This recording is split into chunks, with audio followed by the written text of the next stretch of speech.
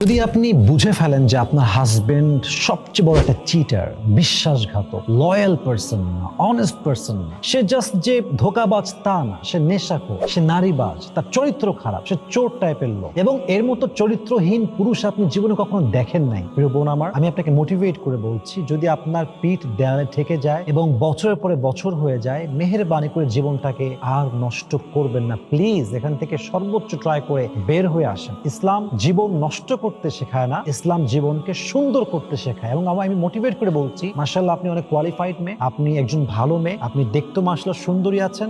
অত একটা পুরুষ যে জঘন্যতম পুরুষ, যার ভিতরে মানবতাবোধ বলতে কিছুই নাই, এর জন্য আবেগ ভরা কথা, আমি সারা জীবন নষ্ট করব, আমি সারা জীবন তার সঙ্গেই থাকবো, এই কথা দিয়ে জীবন নষ্ট করবেন না। Try your best, give your best effort. After that যদি না হয়, বাদ দিয়ে দেন। দুনিয়া में लड़का सिर्फ एक ही नहीं है, और भी लड़का दुनिया में बाकी और बहुत अच्छे भी है माशाআল্লাহ। একটু ভাবেন, চিন্তা করেন, আপনার জীবন সুন্দর হবে এবং জীবনের গতি আরো সুন্দর হবে ইনশাআল্লাহ। সেই মেসেজটা যুবকদের জন্য, যখন তুমি বুঝে ফেলবা যে আমার স্ত্রী, আমার ওয়াইফ, আমার লাইফ পার্টনার সবচেয়ে বড় প্রতারক, বিশ্বাসঘাতক, এর মতো বিশ্বাসঘাতক আমি আমার জীবনে কখনো দেখিই নাই।